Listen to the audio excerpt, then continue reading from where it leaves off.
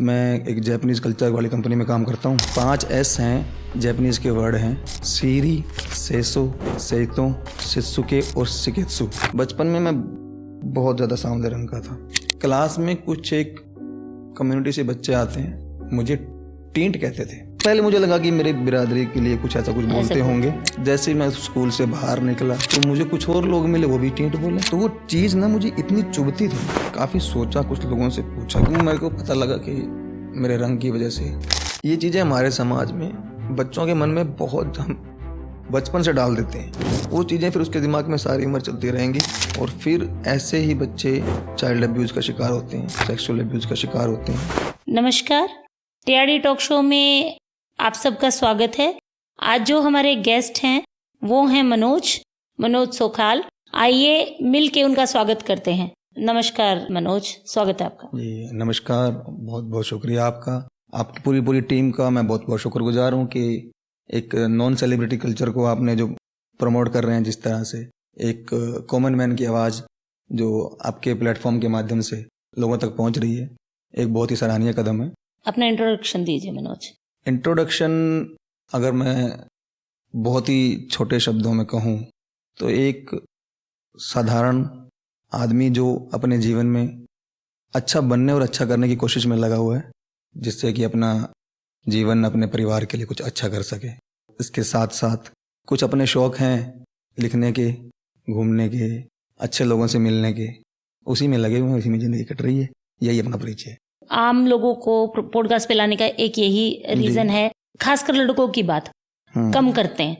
हमारी सोसाइटी में ना लड़कों के प्रेशर, लड़कों की बातें कम की जाती हैं। पर्सनली मेरा ये सुझाव हमेशा रहा है कि हम लड़कों के बारे में बात करें, उनके मेंटल हेल्थ के बारे में बात करें जी, उनकी प्रॉब्लम्स के बारे में बात करें, जो कि बहुत कम होता है। क्योंकि एक अमूमन रच दिया गया है कि घर का सारा दारोमदार लड़कों पर है जी, है ना। एक वो प्रेशर बिल्ट कर दिया जाता है शुरू से ही, मतलब माँ बाप भी करते हैं और आगे परिवार भी करता है। आप पे इस तरह के प्रेशर कैसे रहे?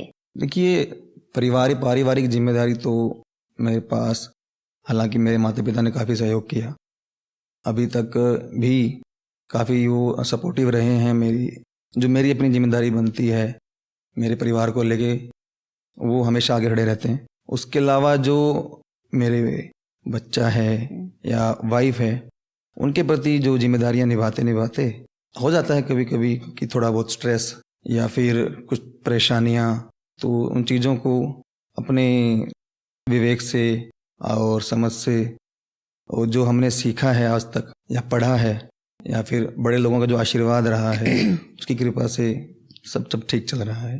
देखो, ठीक तो चलना ही चाहिए जी। यहाँ हमने बात करनी है जिस तरह के स्ट्रेस से हम लोग नॉर्मली रूबरू होते हैं। जैसे आप कॉर्पोरेट में जॉब करते हैं जी, कॉर्पोरेट में किस तरह का कल्चर रहता है? कॉर्पोरेट में अगर मैं अपने ऑफिस में जहाँ मैं काम करता हूँ उसकी बात करूँ, नॉर्मली वर्कलोड काफ़ी रहता है, और वर्कलोड के साथ साथ आपका मैन पावर हैंडलिंग का भी जॉब रहता है, और आपके पीयर्स हैं या फिर आपके सीनियर्स हैं, उनके साथ आपको कोऑर्डिनेशन में काम करना रहता है। इस प्रक्रिया में कभी कभी हो जाता है कि आप काफ़ी स्ट्रेसफुल हो जाएं। कुछ चीज़ें हैं जो मैंने कॉर्पोरेट लाइफ से सीखी हैं, जैसे कि मैं एक जैपनीज़ कल्चर वाली कंपनी में काम करता हूँ। तो जैपनीज़ में एक बहुत ही वर्क प्लेस मैनेजमेंट की बहुत ही अच्छी तकनीक है जिसको हम 5S बोलते हैं। 5S में 5 एस हैं, जैपनीज़ के वर्ड हैं, जिनको बोलते हैं सीरी, सेसो, सेतो, शित्सुके और शिकेत्सु। इनके मायने क्या है? जी, सीरी जिसका जो पहला वर्ड है, उसका मायने है छटाई। अच्छा, छटाई मतलब जो आपके लिए ज़रूरी है और जो गैर ज़रूरी है, वो आपको डिसाइड करना है कि क्या आपकी प्रायोरिटी क्या है। उसके बाद जो दूसरा वर्ड है सेसो, उसका मतलब है कि क्लीनलीनेस। ओके, साफ सफाई जी। वर्क प्लेस में आपकी जो भी है, आपका एरिया है, वो क्लीन रहना चाहिए, विजिबल रहना चाहिए, आई प्लेजेंट रहना चाहिए। तीसरा है सेतो का मतलब है everything in place and a place for everything. Okay, सब कुछ जगह पे और सबके लिए एक जगह। चौथा जो है शिकेत्सु का मतलब है स्टैंडर्डाइजेशन। ओके, कि आपने अपने वर्क प्लेस पे एक जो चीज़ों का मैनेजमेंट है उसके लिए स्टैंडर्ड डिसाइड करने हैं कि क्या चीज़ कैसे होगी, कैसे रहेगी। और जो पांचवा है शित्सुके, उसका मतलब है कि जो आपने इन चारों के माध्यम से जो स्टैंडर्ड बनाए हैं उसको आपको फॉलो करना है। ओके, चार जो पहले के चार हैं उनसे जो आपने एक बना जो दिया, स्टैंडर्ड बना दिया है उसको फिर फॉलो उसको आपने कंटिन्यूसली फॉलो करना है।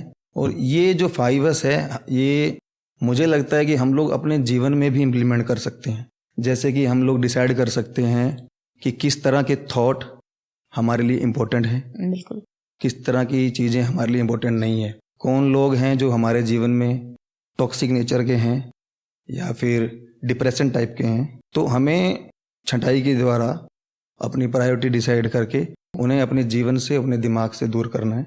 दूसरा जो है इसका कि a place for everything and everything in place, कि जो आपने चीज़ें अपने लिए चूज करी हैं, चाहे वो कोई भावना है या कोई इंसान है या फिर कोई अच्छी आदत जो आपने अपनानी है, तो वो उसको उसकी जगह देना अपने जीवन में और उसको रेगुलर उसका जो है मेंटेन करते रहना। ठीक है जी।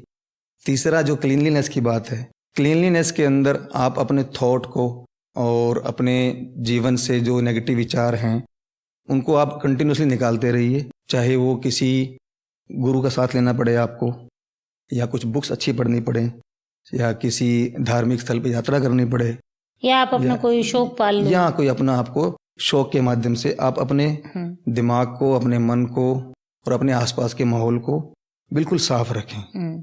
चौथा जो है स्टैंडर्डाइजेशन, वो आपके अपने सिद्धांत हैं जिनसे आपको डेविएट नहीं होना है। आपने कोई एक चीज़ डिसाइड कर ली है कि मेरे जीवन में इस इंसान की ये जगह है और या फिर ये मेरा बिलीफ है, तो उसको आपने मेंटेन करके चलना है। और यही 5वां नियम है। यही सारा टोटल सार है कि सब चीजों को अपने साथ लेके चलो। इन सब चीजों को जो आपने करी हैं, धीरे धीरे मैंने भी, जब मैं कॉर्पोरेट कल्चर में मैं ज्वाइन किया तो मैंने सीखा, और काफ़ी इससे लड़कों को भी और लड़कियों के लिए भी ये चीज़ें काफ़ी हेल्पफुल हैं कि आप अपने जीवन में 5S को आप जो है इम्प्लीमेंट करें, जिससे कि आपका वर्क प्लेस भी आपका अच्छा रहेगा और आपका शरीर भी अच्छा रहेगा, आपका मन भी अच्छा रहेगा और आपका आसपास का माहौल भी अच्छा रहेगा। अच्छा मनोज, कॉर्पोरेट जगत के बारे में ना अक्सर हम लोग बहुत अजीब तरीके से देखते हैं आउटसाइडर्स ना, कि बहुत ही खुला कल्चर होता है, अननेसेसरी की ओपननेस होती है। आप क्या कहते हो? आप तो उसी कल्चर में हो, तो आपको कैसे लगता है कि हमारी जो आउटसाइड सर्कल की बात है जी, वो ठीक है या गलत है? एक हद तक हम कह सकते हैं कि जो आपकी सोच है कॉर्पोरेट कल्चर के बारे में है वो काफी सही है। कॉर्पोरेट कल्चर के अपने फायदे तो हैं ही, जैसे कि मैं आपको अगर बात करूं इंक्लूसिवनेस की, कि लड़का लड़की एक समान है कॉर्पोरेट में, वो अगर तो वो सेम पोस्ट में, वो अच्छी बात है। कॉर्पोरेट कल्चर में हम लोग जाति का, किसी के धर्म का, किसी की सेक्सुअल प्रेफरेंस का, ये सब कोई मायने नहीं रखता, कोई मायने नहीं रखता। मॉडर्नाइजेशन है, ये मॉडर्नाइजेशन है। इसके अलावा अगर हम जैसे कि कॉर्पोरेट कल्चर, जैसे हम बाहर निकलते हैं ये सब चीजें हमारे सामने खड़ी रहती हैं। बिल्कुल, तो दो दुनिया अलग हो जाती है, दो अलग अलग दुनिया और उन दो दुनिया में सामंजस्य बिठाना इतना आसान नहीं है। जी, गेट के अंदर और गेट के बाहर दो अलग अलग दुनिया हैं। मुझे ऐसा लगता है कि अगर कुछ चीजें जो कॉर्पोरेट कल्चर की अच्छी हैं वो सोसाइटी अपना ले तो लोगों का जीना, हंसना, खुश रहना आसान हो जाएगा। बिल्कुल, देखो बुराई अच्छाई हमें ढूंढनी होती है जी। अगर हम अच्छाई ढूंढ के और उसको अपना ले तो ज्यादा बेटर होता है। बट सोसाइटी का क्या सिस्टम है कि हम बुराई को ज्यादा जल्दी कैच करते हैं अच्छाई की बजाय ना। तो उस तरह का आपको क्या देखने को मिलता है अपने ऑफिस कल्चर में? किस तरह की बुराई को ज्यादा जल्दी अडॉप्ट करते हैं लोग? बुराई तो देखिए ऐसा है कि आपको निंदा करने वाले हर जगह मिल जाएंगे। निंदक होना आपके एक इंसान की जो है पर्सनल ग्रोथ के लिए अच्छा है। कबीर साहब भी कहते हैं कि निंदक नीरे राखिए, आंगन कुटी छवाए, बिन पानी बिन साबुन निर्मल करे स्वभाव। निंदक आपको कॉर्पोरेट कल्चर में भी मिलते हैं, आपको बाहर भी सोसाइटी में भी मिलते हैं। और ये सब चीज़ें अगर आप अपना इनके तरफ ध्यान नहीं देके, कोई भी इंसान अगर अपने काम पे ध्यान देता है, अपने पर्सनल और मेंटल ग्रोथ के ऊपर ध्यान देता है, तो उसके लिए कॉर्पोरेट में काम करना बहुत आसान है। एक जो है कि जो एक- यूनिफॉर्म ग्रोथ उसको मिलती हाँ, रहती है। जो एक होड़ होती है ना, जी अक्सर ऑफिसेज में देखा जाता है होड़ होती है, जी इससे ऊपर मुझे जाना है, इसको मैंने जी, टांग जी। पकड़ के खींचनी है। तो इस हाँ। तरह की होड़ कॉर्पोरेट कल्चर में भी होती है या नहीं होती है? बिल्कुल होती है, बिल्कुल होती है। बिल्कुल होती है। आपको ऐसे लोग मिलेंगे आपके अपने ऑफिस में जो आपको जानते नहीं है, लेकिन आपके बारे में एक बहुत ही जो है Perspective बना के बैठे होते हैं। पर्सपेक्टिव रखते हैं और उस पर्सपेक्टिव की चर्चा करते हैं, उन तक वही चर्चा करते वही हैं। वाली बात है कि जैसे जी। रिश्तेदार आम जीवन में है, ऐसे कॉर्पोरेट में भी कॉर्पोरेट में कलीग्स हैं, ये आपके पास कलीग्स हैं, ये भी मिलते हैं। रिश्तेदार ही हैं। हाँ, मिलते हैं, सब जगह मिलते हैं, लेकिन रिश्तेदारों के बारे में क्या कहना है मनोज? रिश्तेदार भाई गॉड ग्रेस, मैं ज़्यादा कनेक्टेड तो नहीं रहता हूँ, लेकिन कुछ एक हैं जिनसे मेरा अच्छा कनेक्ट है। तो वही मैंने अपने जीवन में 5S इम्प्लीमेंट किया है। अरे वाह, दैट्स गुड। तो छटाई ये रखता कहने हूँ कहने मैं। की बात नहीं है, करने की भी जी, बात है। ये बिल्कुल करने की बात है, छटाई की किनको आपको प्रायोरिटी देनी है, बिल्कुल। किनके थॉट आपके लिए इम्पोर्टेंट है, किनका साथ होना आपके लिए इम्पोर्टेंट है। वो अगर मैं उनके लिए ये चीज़ महसूस करता हूँ तो मैं कोशिश करता हूँ कि वो भी मेरे लिए महसूस करें। नॉर्मल है कि जैसे अगर आप एक लाइफ में जी रहे हैं तो मान लो एक इंसान है जो हर रोज मुझे कुछ ना कुछ कह के तोड़ रहा है, तो मैं कब तक टूटती रहूंगी? एक दिन मैं उससे अपना कोड कट कर लूं, दैट्स बेटर है ना। बिल्कुल। तो ये वो छटनी वाली पहली प्रक्रिया है जहाँ पे आपको छाट देने चाहिए ऐसे लोग कि अननेसेसरी का बर्डन आप अपने सर पे मत लो। जो आप अपने लेवल से कर सकते हो वो आप करो, नहीं कर सकते तो उसको छोड़ दो। ये बहुत ईजी मेथड होता है। अच्छा, ऑफिस का मनोज, जैसे होता है कि स्ट्रेस हो गया, किसी दिन बॉस से कुछ बात होगी, कितना हिस्सा आप घर लेके जाते हो? हिसाब तो नॉर्मली हिसाब नहीं, कितना हिस्सा आप लेके जाते हो? मतलब होता है ना कि सर फट रहा है, कुछ है जाके घर पे जाके भड़ास निकाल दी, या मतलब वैसे चिड़चिड़े हुए घूमते रहे। इट्स नॉट अबाउट कि आप अब्यूजिव हो गया कुछ, जो भी मतलब जैसे चिड़चिड़ा हो गया आदमी, तो घर पे जाके बच्चा भी है, बीवी भी है, तो उसको कैसे हैंडल करते हो? वो सारी सिचुएशन कैसे हैंडल की जाती है? इसमें ना जो दूसरा ऐसा है वो काम आता है। Okay, a place for everything and everything at place. Okay, nice. कि जो भी आपका स्ट्रेस है उसकी जगह कहाँ पर है। अगर वो ऑफिस से आया है तो वो ऑफिस में ही रहना चाहिए। बिल्कुल। घर में भी अगर कभी कभी ऐसा कुछ हो जाता है जो कि स्ट्रेसफुल इन्वायरमेंट हो, तो उसकी जगह घर में है, उस चार दीवारी में है, चाहे वो बच्चे को लेकर हो कभी या किसी भी बात को लेकर हो, तो वो चार दीवारी में बाहर नहीं जानी चाहिए। और उसका solution with in the same day अगर हो जाए तो उससे बेस्ट कोई चीज़ नहीं है। तो यही मैं कोशिश करता हूँ और इसी से अपना क्लीनिनेस मेंटेन होती रहती है थॉट्स में और टारगेट्स में कि मुझे किस तरफ काम करना है। बहुत जरूरी है छोटी छोटी चीजें। मान लो अगर आपने 5S पढ़े और उनको इम्प्लीमेंट भी करो तो लाइफ थोड़ा इजी हो जाती है। बिल्कुल। अच्छा, कॉलेज लाइफ की कुछ बात बताएं आप हमें। कैसा रहा कॉलेज? कैसे थे तुम कॉलेज में? कॉलेज में मैं, अगर ये मेरे दोस्त देखेंगे, मैं बहुत ही साधारण ही लड़का था। हालांकि घर से साधारण के भी ना बहुत सारे डिवाइडेशन होते हैं। कितना साधारण, कितना बदमाश, कितना शरारती, कितना शांत, वो सब डिवाइडेशन होती हैं। थोड़ा स्वार्थी, थोड़ा सा ये तो कोई मानता नहीं है। फोकस्ड कि मुझे करना क्या है लाइफ में, या मैं कॉलेज में क्यों आ रहा हूँ। इसी वजह से मैंने कभी कॉलेज में कभी बंक नहीं किया। एक थोड़ा पढ़ाकू लड़का आप कह सकते हो। हाँ, लेकिन कुछ सब्जेक्ट जो मुझे पसंद नहीं थे मैं उनको नहीं पढ़ता था, तो उसके लिए फिर मैं अलग से भी कुछ अरेंजमेंट करता था। अच्छा, एक तुम्हारी कविता है जी, गुलाब, जो तुम मुझे दिखते और मैं बोलती गुलाबो गुलाबो गुलाबो, है ना? जी जी।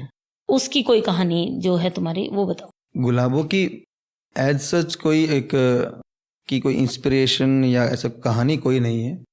ये 2019 में एक मेरे दोस्त की शादी में मैं गया था, तो वहाँ से वापसी आते टाइम अकेले ड्राइव करते टाइम एक लाइन मुझे हिट की थी। इसकी पहली लाइन, वो बाय गॉड ग्रेस माता जी का आशीर्वाद था कि वो लाइन मेरे जहन में आई। उसके बाद सेम डे शाम को ही मेरी ऑफिस की पार्टी थी। इतना आशीर्वाद रहा मां शारदे का कि वो पूरी होके ही मैं पहुंचा पार्टी में। जब गाड़ी से उतर रहा था तो वो पूरी हो चुकी थी, और तभी मैंने उसको बैठे बैठे नोट किया और वही मैंने पार्टी में सुनाई। और वहां से निकलते निकलते आज आप सबके सामने है। काफी लोगों को प्यार मिला, थोड़ा सा गुनगुना दे। वह मेरे कालजे में घी के दिए बाल दी चाले के बैरन बड़ दे कोयले पे छाब के मार दी चाले। गुलाबो नाम की छोरी हुस्न में चूर इतनी से है चंद्रमा सी सूरत सूरज ने ललकार दी चले। वाह, कविताएं लिखने का शौक कैसे हुआ? एक्चुअली जब मैंने लिखना शुरू किया था, खास कर मेरा ऐसा कोई शौक नहीं था कि मैं कविताएं ही लिखूंगा। बहुत ही छोटी उम्र में मुझे शौक चढ़ा था कि स्कूल में स्टेज पे मैं परफॉर्म करूं, चाहे वो टीचर्स डे हो, इंडिपेंडेंस डे हो, जो स्पीच देनी होती हैं उनमें मैं परफॉर्म करता था।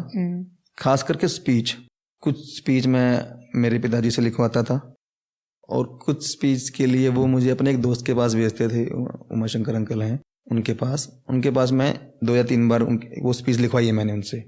और उनके शब्दों के चयन से मैं इतना प्रभावित होता था, मुझे भी लगता था यार ये चीज़ें तो मुझे भी लिख करनी चाहिए, मुझे सीखना चाहिए, मुझे ऐसी चीज़ें आनी चाहिए कि जिससे मैं इंडिपेंडेंटली अपने शब्द पहुंचा सकूं। अभी तो मैं जैसे अंकल का लिखा हुआ पढ़ रहा हूँ स्टेज पे, या पापा जी का लिखा हुआ पढ़ रहा हूँ। खास करके टीचर्स डे पे कुछ एक स्पीच उनकी लिखी हुई मेरी काफ़ी लोगों ने सराही थी, तब से मेरे मन में आया कि मैं भी लिखूंगा। तो उस टाइम जब मैं छोटे थे तो एक कल्चर था कि फिल्मी धुनों पे भजन बनते थे। हाँ, अभी भी बनते हैं। जैसे एक वो गाना आया था कि एक बार आजा आजा आजा, हाँ, है ना, तो उस पे भी एक भजन बनते थे, हिमेश रेशमिया का। हाँ जी, ये 2006 के आसपास की बात जी है ना? 2006 में मैं रहा हूँ 12 या 13 साल का। 2006 हाँ 12 साल का था मैं। तब मैंने कुछ भजन लिखने शुरू किए फिल्मी धुनों पे।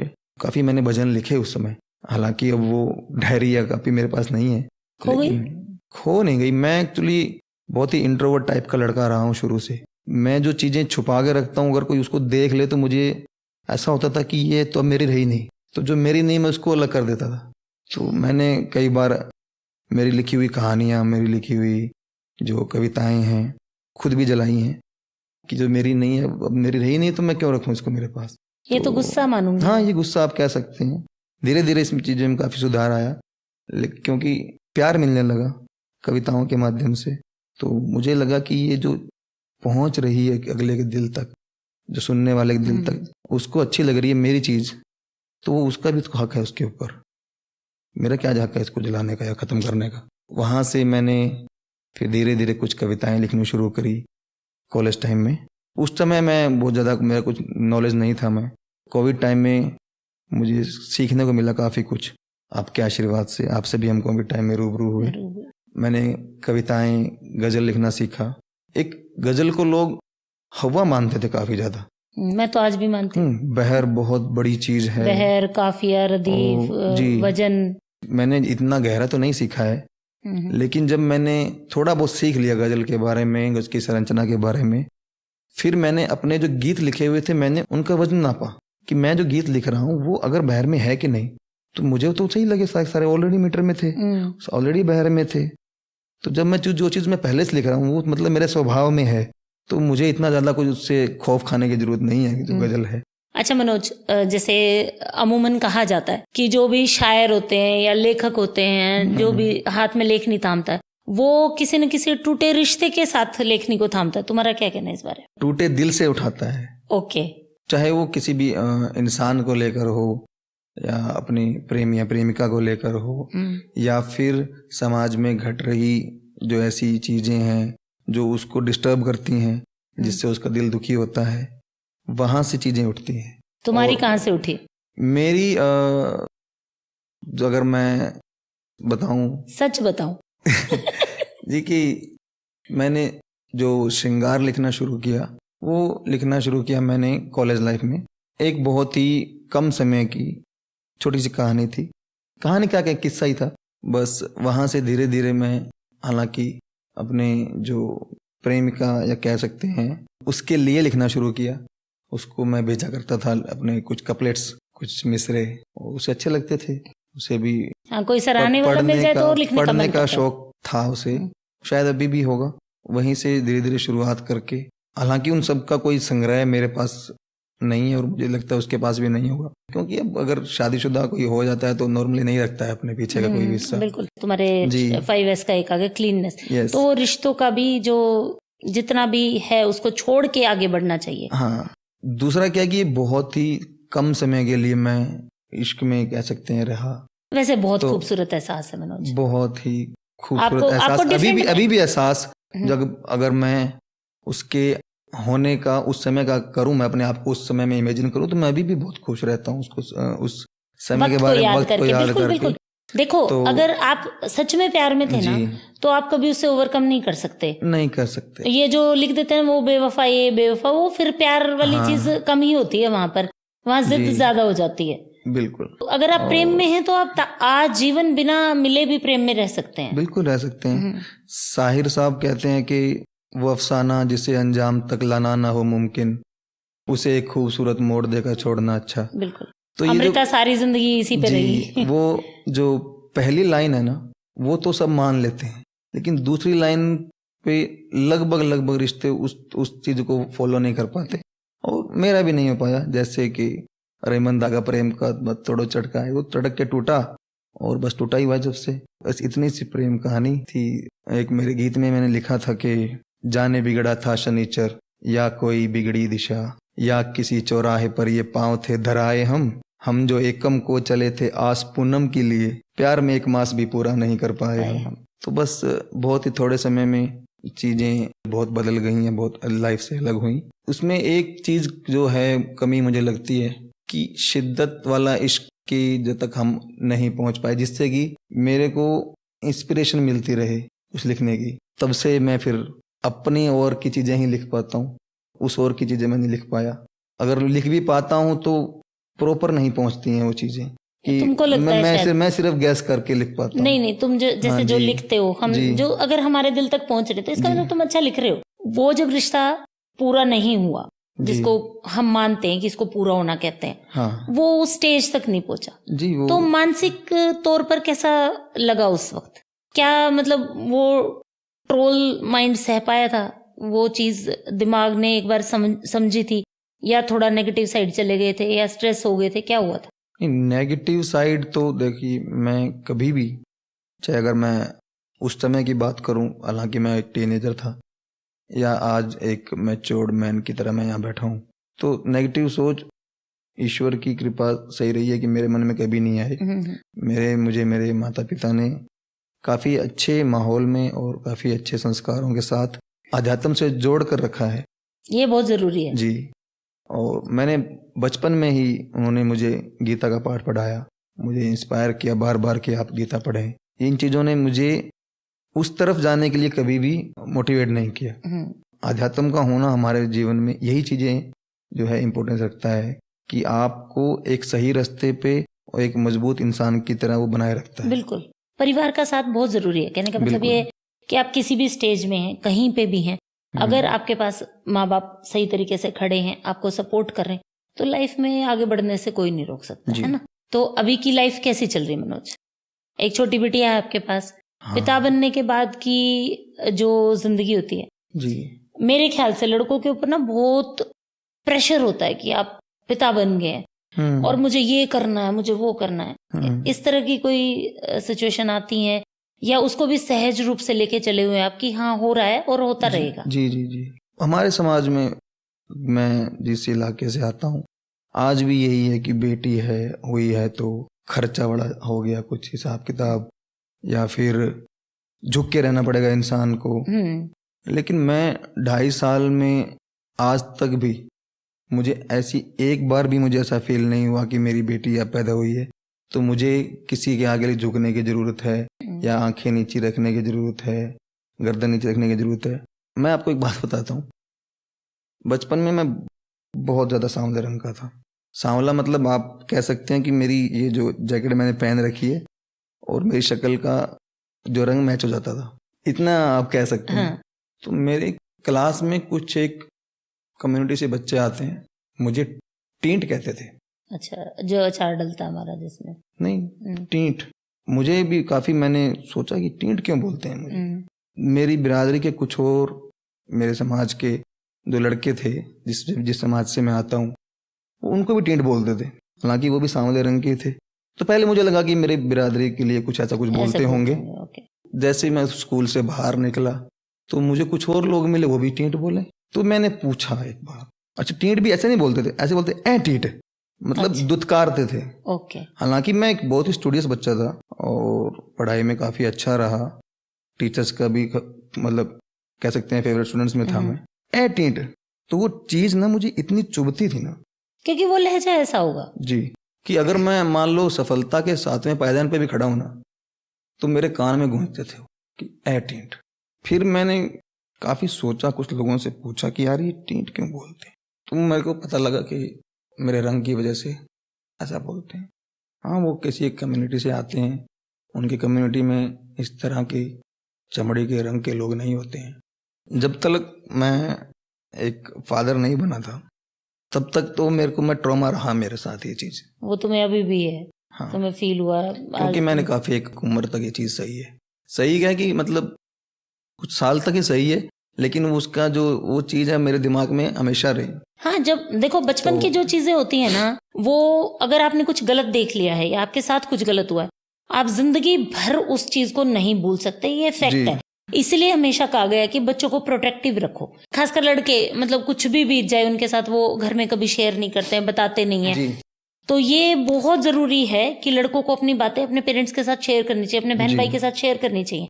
मैं भी उस टाइम घर में बताते आप तो फादर उसका कोई ना कोई आपको बताते कि इसलिए बोलते हैं, और भाई बोलते हैं तो बोलते रहेंगे, तू तो हमारा लाडला है, या ऐसे जो भी करके वो आपको उस चीज से बाहर निकाल सकते थे। बट प्रेशर जो है ना कि आपको रोना नहीं है, कहा कि मैं काफी इंट्रोवर्ट टाइप का, सुरशाई काफी रहा हूँ, तो जब तक मैं पिता नहीं बना था तो वो चीजें मेरे कान में गूंजती रहती थी।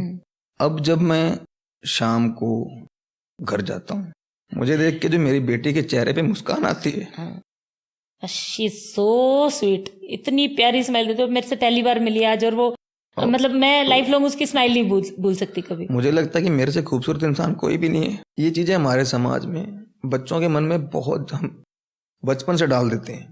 कोई सांवले रंग का बच्चा है तो उसके गांव में काड़ू नाम रख देंगे। हाँ बिल्कुल, आराम से रख देते हैं, उसको पता भी नहीं क्यों रखा। वो चीजें फिर उसके दिमाग में सारी उम्र चलती रहेंगी। वो हीन भावना जो है बच्चों के मन में हम बहुत ही आराम से डाल देते हैं, बिना कुछ सोचे समझे, बिना कुछ सोचे। बिल्कुल, ये बात जो तुमने कही है ना कि कोई सोचता नहीं है कि ये क्या प्रभाव देगी चीज, तो अपने बच्चों को ओवर प्रोटेक्टिव जो रखते हैं ना पेरेंट्स, वो ठीक रखते हैं जी, कि एक शील्ड में रखते हैं, तो वो इसीलिए रखते हैं कि फालतू के लोगों से बच्चा दूर रहे जी। बट वही है, स्कूल जाओगे तो हर तरह के लोग मिलेंगे। हाँ, ये जो भावना है, हीन भावना, ये अपने जो उसका प्रेजेंट है उसको कट कर देता है, डिटैच हो जाता है बच्चा, और फिर ऐसे ही बच्चे चाइल्ड अब्यूज का शिकार होते हैं, सेक्सुअल अब्यूज का शिकार होते हैं। God have been very kind कि मुझे ऐसा कुछ सहन नहीं करना पड़ा। लेकिन जब मैं सोचता हूँ कि अगर ऐसा कुछ मेरे साथ हुआ होता तो वो ट्रॉमा मेरे लिए क्या होता। ये एक शब्द नहीं भूल पा रहे हो तुम, वो सब चीजें तो कैसे भूल पाते? मैं कैसे भूल कोई भी नहीं भूल पाता मनोज। जो बड़बोला लोग होता है ना, उससे हिचकते हैं लोग। ये जो तुमने बात की सेक्सुअल अब्यूज की और इस तरह की चाइल्ड अब्यूज की, वो उन्हीं बच्चों के साथ होती है जो बच्चे खोल में छिपे रहते हैं, जो इंट्रोवर्ट होते हैं, जो अपनी बात को कहना नहीं जानते, जो घर में दबते, अक्सर उन बच्चों के साथ ये चीज होती है। और सिर्फ कलर की बात नहीं है, आप छोटे छोटे बच्चों के मन में डाल देते हैं कि तुम मोटे हो, तुम बहुत कमजोर हो, तुम मोटी बुद्धि के हो। ये चीजें अगर एक भी चीज उसके दिमाग में सारी उम्र के लिए बैठ गई, बिल्कुल, तो वो बच्चा हमेशा के लिए अपनी उम्र के लोगों से कट जाएगा। वो कट जाएगा उन लोगों से जिन जिन लोगों ने उसको इस चीज का एहसास करवाया है। दुनिया तो आपको पता ही है फिर कि ऐसे लोगों के लिए किस तरह की है, जो समाज से कटे रहते हैं, अलग रहते हैं। भेड़िए हर तरफ हैं, हर जगह हैं। तो अगर मैं कहूँ तो ये चीज़ अगर मैं घर, गांव या आसपास तक पहुँचे तो मैं इतना ही कहूँगा कि अपने बच्चों के मन में कभी भी ये चीज़ ना आने दें। और वो अलग नहीं है, वो इसी समाज का हिस्सा है। बिल्कुल, आपकी खुद की औलादे हैं, आपके खुद के बच्चे हैं वो। बिल्कुल, उनका ना ही तो उनका नाम इस तरह कर रखें, ना ही उन्हें इस चीज़ का एहसास होने दें कि इन चीज़ों से कोई फर्क पड़ता है, जिससे ये बहुत जरूरी है, जिससे कि जो ईश्वर ने उनके लिए जो रास्ता चुना है उस रास्ते पे सफलतापूर्वक चलें और सफल हों। समाज में अभी भी काफ़ी इन चीज़ों को लेके अवेयरनेस की ज़रूरत है कि मेंटल हेल्थ सबके लिए बराबर है, चाहे वो लड़का हो या लड़की हो। यही चीज़ें होती हैं कॉर्पोरेट कल्चर की। आपका स्किन कलर मैटर नहीं करता, आप किस कास्ट से आते हो, आप किस धर्म से बिलोंग करते हो, वो मैटर नहीं करता, आप किस जेंडर के हो, वो मैटर या नहीं करता। आपका फाइनेंशियल स्टेटस क्या है, आप कितने रसूखदार आदमी हो, वो मैटर नहीं करता। कॉर्पोरेट सेक्टर में आपका टैलेंट, जहां आप काम कर रहे हो, उसकी मैनेजमेंट की विजन के प्रति आप कितना एफर्ट डाल रहे हो, ये मैटर करता है। ये सब चीजें ना सीखना बहुत जरूरी है। जी। और वो जमाने गए कि जब ड्योढ़ी पे अगर हाँ। ये जाति का आ गया तो ये करेंगे और ये आ गया तो ये करेंगे। जी। था कोई सिस्टम होगा उनका, हमें नहीं पता, लेकिन अब हमारे लिए सब इक्वल हैं। और इक्वलिटी लेके चलने में ही इंसानियत की भलाई है, मानवता की भलाई बिल्कुल। है ना। और हम एक विजन लेके चलते हैं कि सेल्फ लव से बढ़ के एक और चीज है सोशल होना बहुत जरूरी है। ये नहीं कि आप हर किसी से कट जाओगे। अगर आपके मान लो रिश्तेदारी में अच्छे लोग नहीं है, आप उनसे कटोगे, लेकिन आपको आपके माइंड के लोग मिलेंगे। बिल्कुल। आपको आपके मेंटल मैच के लोग मिल रहे हैं तो उनसे घुलो मिलो। जी। कुनबा बनाना है हमने, तो घर का वो छूट गया तो यहाँ बना लेंगे, बाहर निकल आए तो वहां बना लेंगे। तो आप कोशिश करो कि आप अपने लेवल के, अपने मेंटल लेवल के लोगों से मिलो, और वो आपकी खुद की हेल्थ के लिए, खुद के रिलेशंस के लिए बहुत फायदेमंद चीज होती है। बड़ों से मिलोगे तो दो चीजें सीखने को मिलती है, जैसे कि तुम्हारी एक कविता में कहा गया, बड़ों ने सिखाया, मुझे बड़ों ने सिखाई मोहब्बत। हाँ, है पूजा, समर्पण है, बलिदान ही। बिल्कुल। आज का पॉडकास्ट करते हैं एंड। मनोज, कैसा लगा तुम्हें पॉडकास्ट पे आके? मन हल्का हुआ कुछ? बिल्कुल, बहुत शुक्रिया आपका और पूरी टीआरडी टीम का। शायद आज के पॉडकास्ट की वजह से कोई एक बात मेरी मन की इस समाज के एक वर्ग तक पहुंचे, कुछ सुधार की गुंजाइश हो। जो वो बुली होते हैं ना, ये बात उन तक पहुंचे जी, कि बुली करना कोई अच्छी बात नहीं है। बिल्कुल। हाँ, तो अच्छा लगा, तुम्हारा मन हल्का हुआ। पॉडकास्ट का मेन उद्देश्य यही है कि अगर कोई यहाँ बैठ के अपना मन हल्का कर रहा है और उससे कोई एक या दो भी प्रभावित होकर और अपने मन को हल्का करने की कोशिश कर सकता है, तो हमारा पॉडकास्ट ना बहुत सफल है। मैं उसको सफलता मानती हूँ कि अगर किसी एक के मन को भी हम छू पाते हैं तो शुक्रिया मनोज तुम्हारा आने का। और भगवान तुम्हें बहुत खुशियां दे, हमेशा खुश रहो, प्यार से रहो। बहुत शुक्रिया। आज का पॉडकास्ट रहा मनोज के साथ। आप देखिएगा कि किस किस चीजों के गो थ्रू होता है एक आम लड़का, और बहुत सारी इसी तरह की कहानियों के साथ हम आते रहेंगे। आपके पास भी अगर कोई कहानी है, कोई स्टोरी है, कोई बात है जो मन को चुभ रही है और आप उसको निकाल नहीं पा रहे, आइए मेरे पास, कहिए यहाँ बैठकर और मन को हल्का कीजिए। चैनल सब्सक्राइब करना, कमेंट करना, लाइक करना बिल्कुल भी मत भूलिएगा। थैंक यू, धन्यवाद, शुक्रिया।